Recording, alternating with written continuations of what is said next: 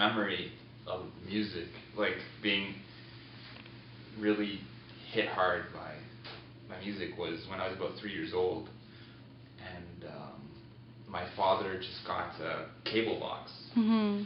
and you know, it was a new thing, the MTV or Much Music, and I remember waking up early one morning and turn it on, and I didn't know at the time what the song was called, but it really had a huge impact, and that was New Order, Blue Monday, right? The video for that, it was like, wow, the sound just like, I don't know, I was so young, but it hit me, like it was like, wow, like this is really awesome, you know?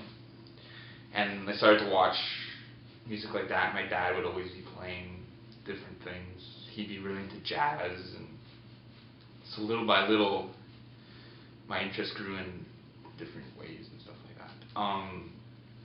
I started being serious into collecting music in 98, 99. I started seriously pursuing it. I was living with my dad at that point, and he collected records, not a huge amount. He had more tapes, I would say, and he had records. And we were watching this documentary about it's called The History of Rock and Roll, and basically since jazz to like present time, like it shows you how all music is interconnected. So it really fascinated me. Like that was like, I remember watching this and being like, wow. And the last episode was, they were in the future, like hip hop was going to hip hop and techno, and the techno really, like when I first heard it, was Detroit techno is where it's from, and it really blew my mind. Like when I first heard it, like you have those few moments when you listen, you're just like, you get the shakes, like you're like, whoa, like it was like, it hit me. And for then I started getting the bug of pursuing, because I didn't know what it was. I was like, it was like this guy in Detroit in this like abandoned warehouse, and he's talking about like making with machines this crazy music, and it really invoked my imagination and stuff. So I was like, wow, I need to find and dig this music. Like it started my passion for that. So I began digging for that, and pursuing techno at first. It was because it was like underground, and it was like, so if I could get a record here or this year, I would buy them. But then I started getting more eclectic. I was like, okay, what are the influences? I started looking to funk and things like that, reggae, things like this. I even went back to the early 80s, synth pop, more deeper into that, and this genre called EDM, industrial music, which was a huge influence on Detroit techno. And that came out, that was like early 80s, was really popular in the clubs in Belgium and France, and stuff like that. So that's kind of like my groundwork, like the foundations.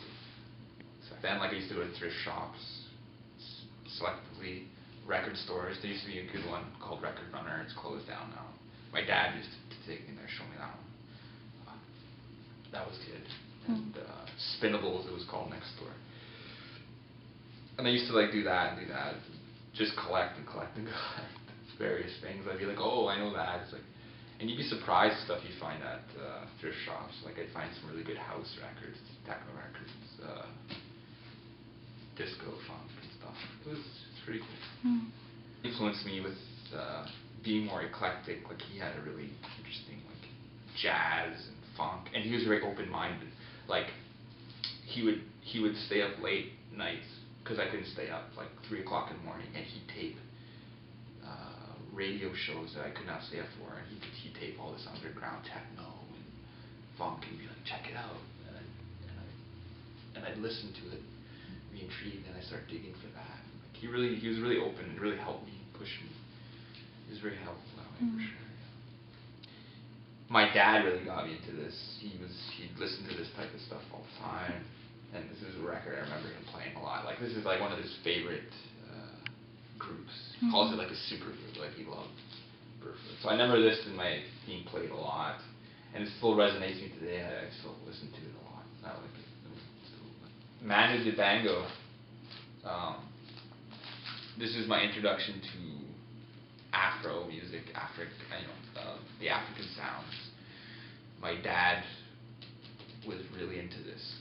Soul Makossa was actually a #1 hit in Venezuela, where my dad is from. So this was played a lot in my household, and really introduced me to the sound of the African, very Latin. Why vinyl records?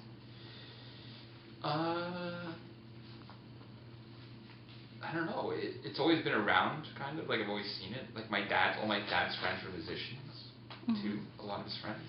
And they would collect vinyl, and that's the medium that I was really listening to music, mostly, I would say, and tapes and vinyl. But I kind of was more attracted to vinyl because it's big artwork, and it's more personal. I like when I listen to visualize, like, look at the art, and, that's what I do. It helps. Yeah. In 1983, for some reason, I don't know what it's about, but in the record digging community, 1983 is like a golden year. Like, there's so much good stuff that came out that year from every genre. I don't know what it was. I guess it was just the advent of like technology and music, and it was exciting and was fresh in around that year. Like, everyone was just like pushing. I credit this to a lot of like keeping me sane, not going insane. Music, because I mean, I all have problems or whatever, and you go through the worst times. But yeah, I mean, music always takes me out of those times. Like, it helps me get through it. And like, if I'm having, like, I suffer from anxiety or whatever, I mean, and I'm having a bad period during the winter when I'm depressed and anxiety, always, I'll go on a music hunt, or it'll spark me, or I'll listen to my favorite records, and it'll take me out of that frame of mind. Like, I'll just be, fill my head with good stuff. Yeah, definitely. I mean,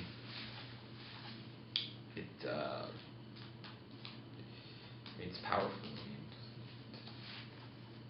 definitely can change you. Definitely when you have, like, relationship, you go sour. Yeah. And music definitely lifts you up in those occasions. I mean, you'll talk about. It's the expression of myself, I would say. I don't want to sound cheesy, but your soul, your essence. I like to express myself. I'm not the greatest. I don't know, like, I'm not great at communicating with people. Like, I'm, kind of shy sometimes or whatever. And it's a great way for me to break the ice through music. Like, I feel like it can take you places. Like, it doesn't matter who you are. You can really communicate with people, and they would have a good understanding. You play them records. And, I don't know. I find it's a good way for that. Break the ice for me. Talk about music or something like that. I hope people will take more time to essentially dig into music and get deeper into it. And at the same time, I feel like you find yourself more. I hope people take more consideration for arts. Get deeper with it. It's good for everyone. So when you shop for records, is it just you start from one point and work your way down, or do you usually have something you're looking for? I go in clear-minded. It'll come to me, right? I don't like. Sometimes I'll have a list. Depends. So, how many records again did you say you had? I'm gonna be modest. I'm just saying, over 1,000 for sure. I don't. Thank you.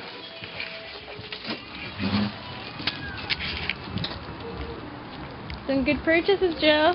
Yeah, you did good. High five. Pursue your passions in life. Pursue what you love.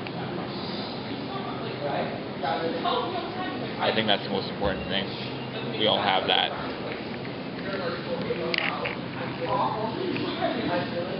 We all want to explore that deeper side of life, I think. And a lot of people don't get. They get caught up in their jobs. They kind of cut that stuff to the side. But I think it should play a bigger, important role in your life, and you should go deeper into it. normal. Yeah, I was just saying that, you know, you should look at it. Like, people tend to, you know, just judge you by your occupation. They see me doing dishes, and they would judge me, like, by what you do, but they wouldn't have the chance, you know, to see or take the time to see the deeper side of what I love, or my passions, and that's kind of what I mean about gliding on the surface. People just tend to, like, you know what I mean? Yeah, take things at face value. Right, and they don't really see the other things. And that's how they live their life, and just, it's like your own prison. It's like you're just like, okay, I've seen things like this. He's a dishwasher, that's all he is. Yeah. You know what I mean? You don't question you just things, passed me you know? by. Yeah, you don't... When I could have, who knows, maybe I could have helped you, or, Yeah. you know what I mean? These little things. So that's why I try to tend to be nicer to everyone. And that shows more about your character than them, right? Right. Right, exactly. You know. Where I hear people at work be like, oh, I didn't like that song. Well, I liked it, but then I saw the video and I didn't like her outfit, so now I don't like the song.